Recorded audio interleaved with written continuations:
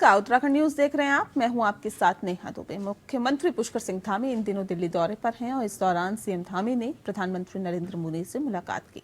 मुलाकात के दौरान मुख्यमंत्री धामी ने प्रधानमंत्री नरेंद्र मोदी को बागेश्वर के प्रसिद्ध ताम्र शिल्प पर आधारित उत्पाद को भेंट स्वरूप दिया है। साथ ही प्रदेश में चल रहे तमाम विकास कार्यों को भी बताया है, उसकी जानकारी दी। साथ ही इस दौरे के दौरान सीएम धामी केंद्रीय मंत्रियों से भी मुलाकात कर रहे हैं, जहां पर सीएम धामी ने केंद्रीय कोयला मंत्री प्रहलाद जोशी से मुलाकात की।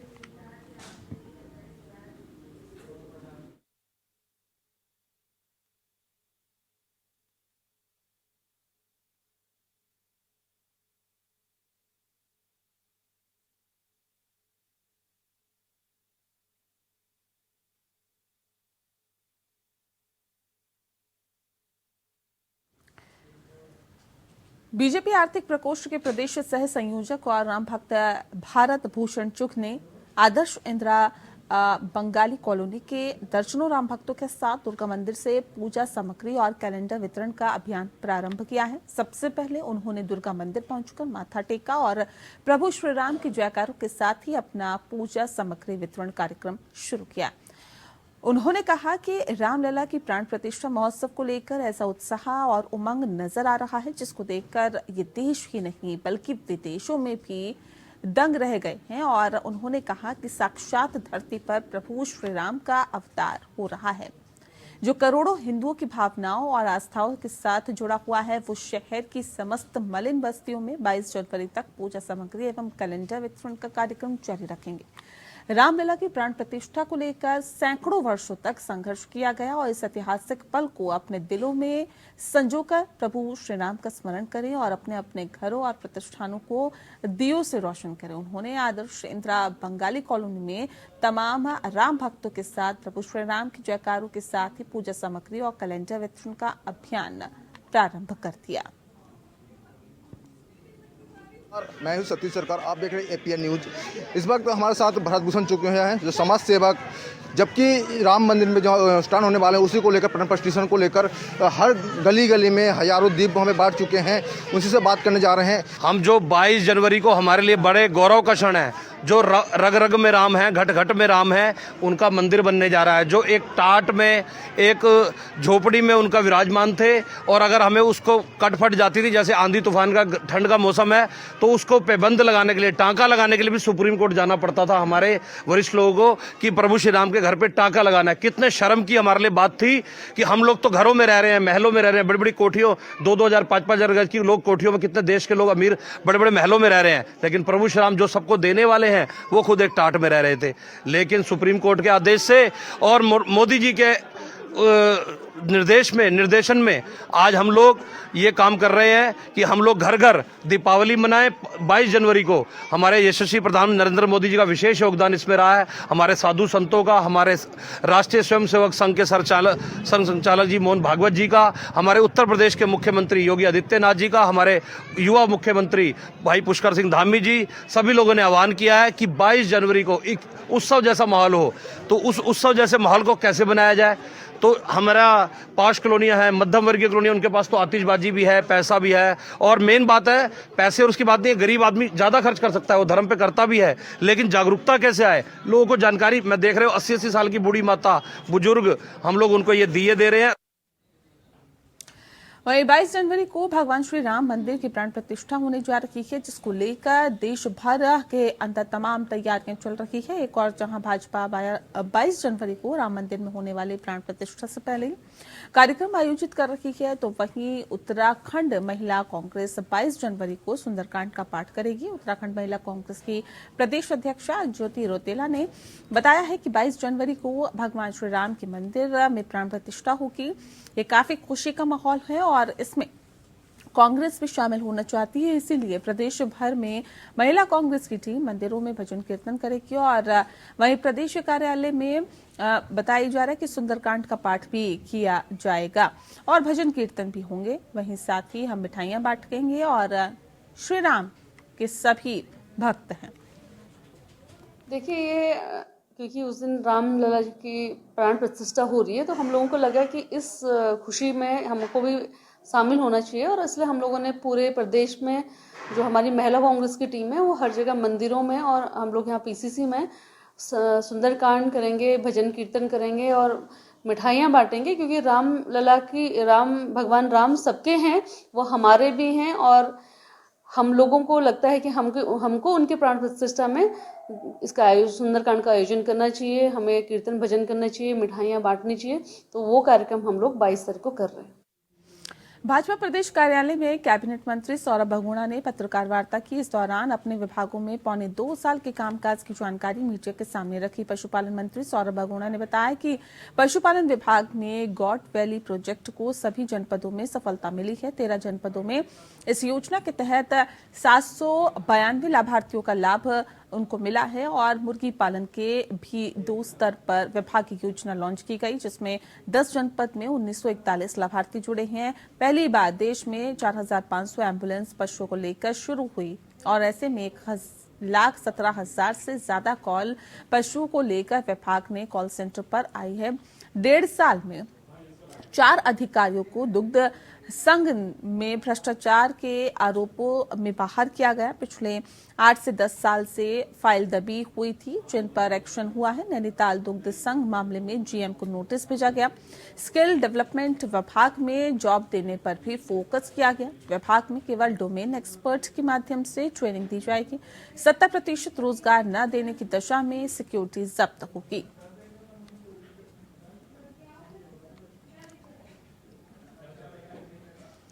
मंडल मुख्यालय पौड़ी को लगातार पर्यटन दृष्टिकोण से विकसित करने के लगातार दावे किए जाते हैं। ये दावे पर्यटन विभाग द्वारा लगातार किए जाते हैं। आज से कुछ वर्ष पहले पर्यटन विभाग के सौजन्य से पर्यटक आवास गृह का निर्माण 2 करोड़ रुपए की लागत से पौड़ी में किया गया। बता दें आपको कि जिसमें संबंधित ठेकेदार को भी विभाग द्वारा इसका भुगतान कर दिया गया, मगर पर्यटक आवास गृह के विभाग को लंबा समय बीत जाने के बाद भी हैंडओवर नहीं किया गया।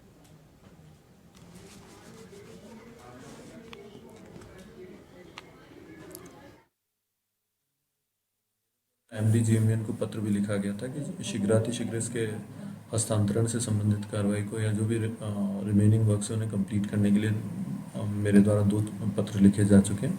और तब तक जो चोरी किए जाने की घटना हमारे संज्ञान में ही, तो FIR किए जाने के लिए GMN को निर्देशित किया जा रहा है।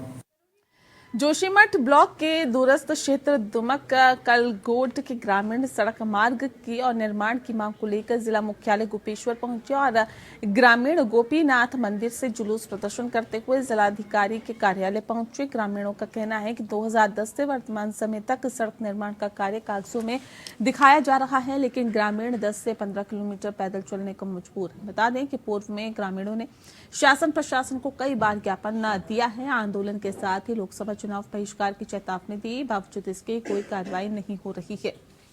वहीं उन्होंने बताया कि पिछले 3 सप्ताह से ग्रामीण क्षेत्र में अनशन कर रहे हैं और फिर भी कोई कार्रवाई नहीं हुई है। स्थानीय जनप्रतिनिधि लक्ष्मण नेगी ने बताया है कि सरकार ग्रामीणों की समस्याओं को अनदेखा कर रही है, जिस कारण ग्रामीणों का आक्रोश आज सड़कों पर उतर आया है।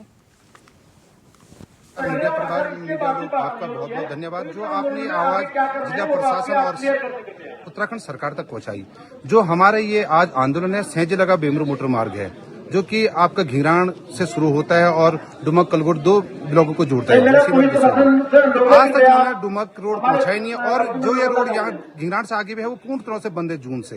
तो सब लोगों का ये कहना है कि डुमक जो पुराना समरेखण है 2019 का, उसके तहत वहाँ पे रोड जाए, क्योंकि वरना डुमक अलग कट रहा है। तो इनका ये मानना है कि डुमक को लिंक रोड दिया जाए। डुमक वालों को मानने को तैयार नहीं। पूरा क्षेत्र दसोली जोशीमठ सब डुमक के समर्थन में आए हैं और हम ये चाहते हैं जल्द से जल्द सेंजे लगा बेमरू मोटर मार्ग खुले। आईटीबीपी सीमा द्वार व इंदिरानगर के आवास विकास कॉलोनी के बीचों बीच घनी आबादी में सीवर ट्रीटमेंट प्लांट से परेशान लोगों ने आज सूर्यकांत धस्माना उपाध्यक्ष कांग्रेस प्रदेश के नेतृत्व में जिलाधिकारी सोनिका के कार्यालय का घेराव किया है और उनको ज्ञापन भी दिया है। साथ ही तत्काल सीवर ट्रीटमेंट प्लांट के विस्तारीकरण का कार्य रोकने और पहले से स्थापित प्लांट को अनियंत्रित स्थानांतरित करने की मांग की गई। उन्होंने जिलाधिकारी को बताया है कि पहले दिन से ही प्लांट के चलने से भयंकर शोर और और बदबू फैल गई, जिसके कारण आसपास के लोगों का जीना दूभर हो गया। और अब इस प्लांट के विस्तारीकरण के लिए 8 करोड़ रुपए जल निगम को स्वीकृत किए गए हैं, जिसके साथ ही सीवर स्टोरेज बनाया जाना प्रस्तावित है, जिससे स्थितियां बद से बदतर हो जाएंगी। सूर्यकांत धस्माना ने जिलाधिकारी से मांग करी है कि वे तत्काल जल निगम, जल संस्थान व जिला प्रशासन से किसी वरिष्ठ अधिकारी की समिति बनाकर मौका मुआयना करवाएं और तत्पश्चात इस कार्य को रुकवाएं, जिस पर जिलाधिकारी ने आश्वासन दिया कि वे किसी वरिष्ठ अधिकारी के साथ जल निगम व जल संस्थान के अधिकारियों को भेजकर स्थलीय निरीक्षण करवाएगी। मेरी विधानसभा क्षेत्र कैंट में सीमा द्वार इंदिरा नगर क्षेत्र में 2008-9 में एक सीवर ट्रीटमेंट प्लांट पिथुवाला में प्रस्तावित था। उसको साजिश करके पिथुवाला से शिफ्ट करके सीमा द्वार इंदिरा नगर में ले आए और घनी आबादी के बीच में सीमा द्वार इंदिरा नगर की कॉलोनी जो आवास विकास की है, नीचे शास्त्री नगर खाला है, एक तरफ उसके केंद्रीय विद्यालय है, सेंट्रल स्कूल है, और इस घनी आबादी में वो सीवर ट्रीटमेंट प्लांट जल निगम ने बनाया, जल संस्थान को हैंडओवर किया। उसमें सारे जो एनजीटी के नियम हैं उनका पालन नहीं किया गया, उसकी कोई बाउंड्री नहीं बनाई गई। वहां पर साउंड पॉल्यूशन इतना होता है कि लोग जब वो चलता है प्लांट तो लोग सो नहीं पाते, बदबू चारों तरफ फैलती है, स्कूल में, आबादी में, कॉलोनी में, चारों तरफ बदबू से लोग परेशान हैं। पूर्व विधायक, प्रतिनिधि और भाजपा नेता को उत्तर प्रदेश की कोर्ट ने आजीवन कारावास की सजा सुनाई है। बता दें कि मामला 11 वर्ष पहले उधम सिंह नगर और रुद्रपुर के मालिक कॉलोनी का है, जहां पर उत्पल दीक्षित शादी समारोह में डीजे पर डांस कर रहा था। वह घटना के समय भाजपा में शामिल था। उसने अपना लाइसेंसी रिवॉल्वर निकालकर फायर किया, जिससे रिवॉल्वर की गोली हिमांशु की कनपट्टी पर लगी और गोली लगते ही वह गंभीर रूप से घायल हो गए थे। उन्हें पहले रुद्रपुर के फुटेला अस्पताल में भर्ती कराया गया, जहां पर डॉक्टर्स ने उसे मृत घोषित कर दिया। हत्या के 11 साल पुराने मामले में जिला जज सत्यप्रकाश त्रिपाठी ने रुद्रपुर उत्तराखंड के भाजपा नेता को दोषी मानते हुए आजीवन कारावास की सजा सुनाई है। साथ ही 1 लाख रुपए का अर्थदंड भी दिया है।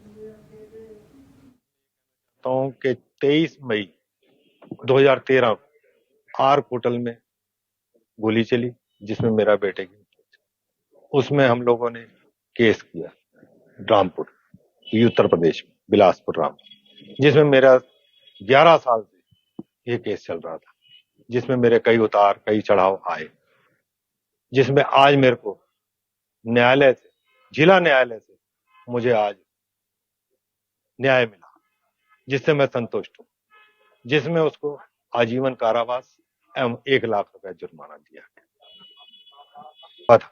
मगर बच्चों में होता ही है, कोई ऐसा कोई बड़ा प्रकरण नहीं था, तो हम लोगों ने ज्यादा उसको नहीं। आईआईटी रुड़की के भारतीय जल संसाधन विभाग की ओर से अंतर्राष्ट्रीय सेमिनार का आयोजन किया गया। 3 दिन तक चलने वाले सेमिनार में बता दें आपको कि 30 देशों के 300 से अधिक विशेषज्ञों ने भाग लिया है। वहीं बताया भी जा रहा है कि कई विषयों पर इसमें चर्चा भी होगी। सेमिनार का मुख्य उद्देश्य जलापूर्ति, जल प्रबंधन, आपदा प्रदूषण सहित कई मुद्दों पर विशेषज्ञों ने अपनी राय रखी है। साथ ही अपने शोध पत्र भी प्रस्तुत करेंगे। आईआईटी के वैज्ञानिकों का कहना है कि इस अंतर्राष्ट्रीय सम्मेलन में छात्रों की भी महत्वपूर्ण भूमिका रहेगी।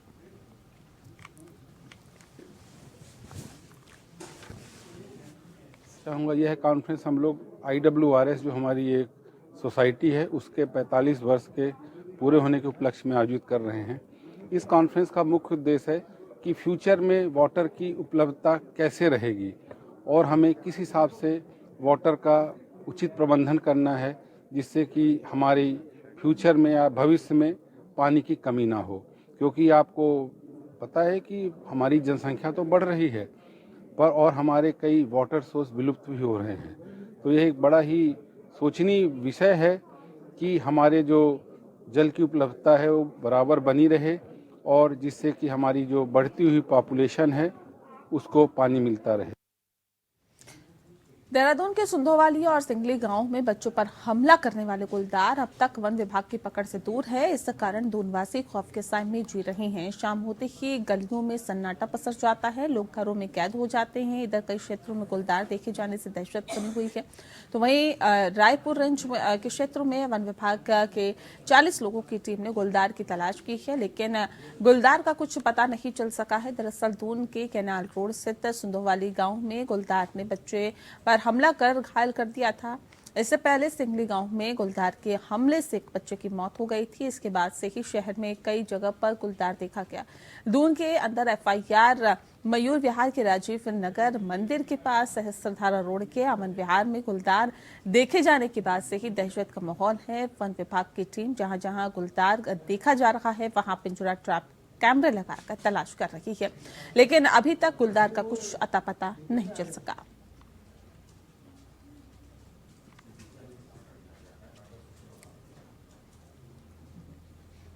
अल्मोड़ा में आज एक सड़क दुर्घटना में एक व्यक्ति की मौत हो गई है। दरअसल शहर के जाखन देवी में सीवर लाइन का कार्य चल रहा है। बताया भी जाता है कि जिसमें निर्माण कार्य में लगे ट्रैक्टर चालक द्वारा बाइक सवार को जोरदार टक्कर मार दी गई। घटना के तुरंत बाद स्थानीय लोगों द्वारा घायल को बीस अस्पताल में भेज दिया गया, जहां उपचार के दौरान उसकी मौत हो गई। दिनांक 18/1/2024 को बेस हॉस्पिटल में सड़क दुर्घटना के संबंधित एक व्यक्ति जिसका नाम हरीश जिसका नाम हरीश सिंह बिष्ट है को घायल अवस्था में इमरजेंसी में लाया गया। वहाँ से बाद मेमो आया। मेमो के बाद मैं मौके पर गया।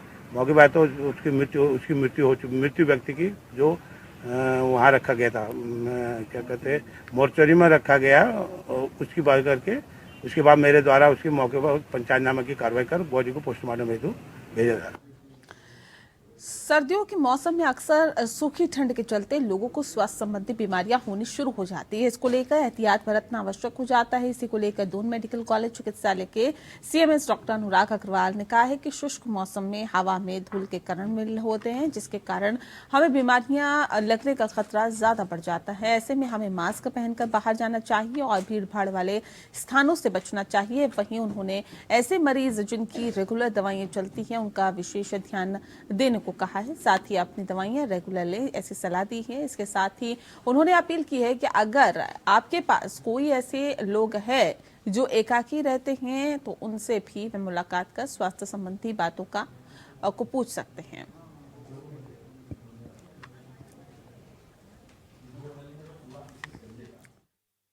फिलहाल इस बुलेटिन में इतना ही। मुझे दीजिए इजाजत। नमस्कार।